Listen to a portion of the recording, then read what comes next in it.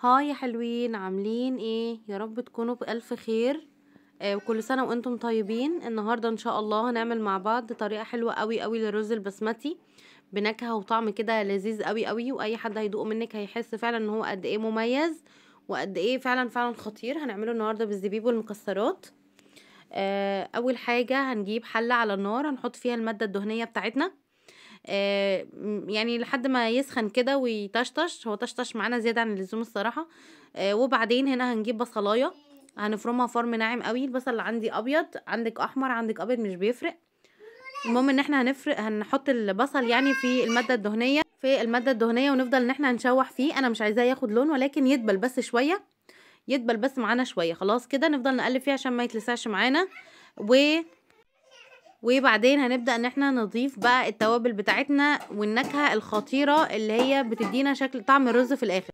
تمام كده نبدأ ان احنا نشوح في البصلة كويس بحيث ان هي بس تدبل. تمام قوي.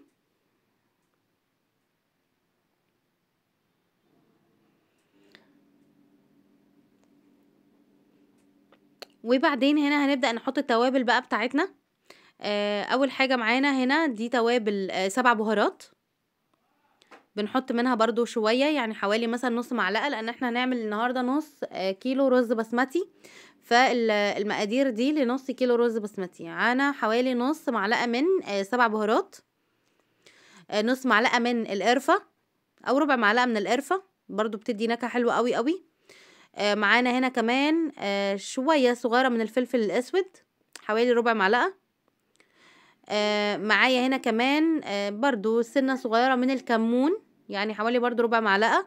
الحاجات دي على فكرة بتدي تست حلوة قوي. معايا هنا انا عاملة ميكس ما بين الحبهان واللورا المطحونة.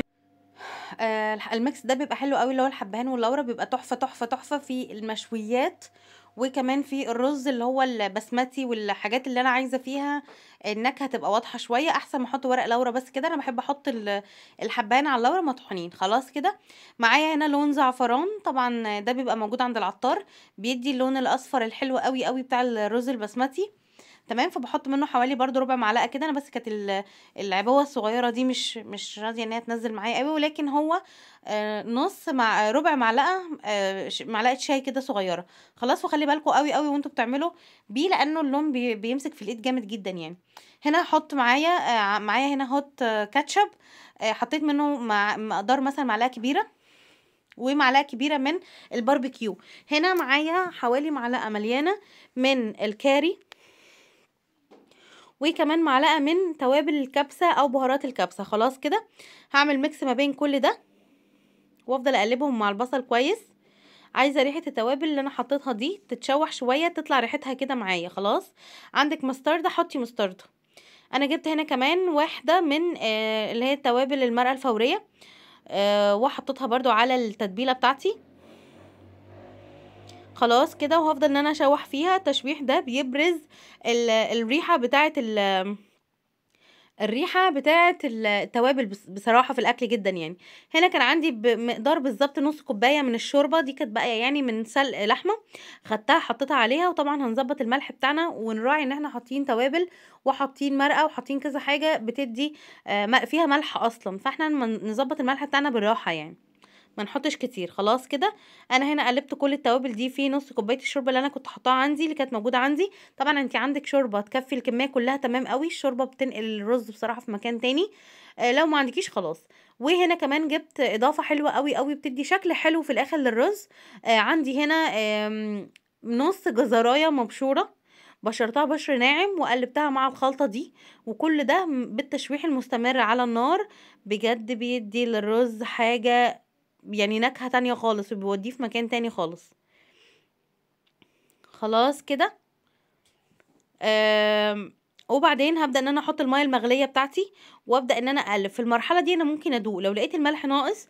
خلاص ممكن ان انا يعني ازود واظبط ملحي خالص يعني. هنا بقى هحط الرز، هسقط الرز فيه ولحد ما يتشرب، وبعد كده هوطي لحد ما يستوي. يعني انا طبعا المرحله دي راحت مني خالص، كنت مستعجله، بس ده شكل الرز في الاخر. كان اللهم بارك تحفه جدا، نكهه قويه وباينه فيه وكل حاجه. احنا حاطينها باينه ليه؟ لان هو احنا اصلا حاطينا التوابل والبهارات والصوصات وشوحناها تشويح حلو قوي.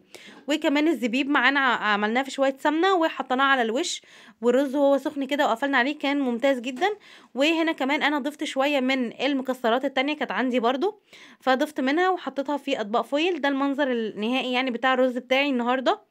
وطبعا كان عندي عزومه، فده كان صنف بجانب اصناف تانية. كنت عامله جلاش بالسجق، كنت عامله كفته مشويه، كنت عامله فراخ مشويه، وطبعا صوصات وسلطات كتير. فاللهم بارك، كانت حاجه ممتازه جدا جدا.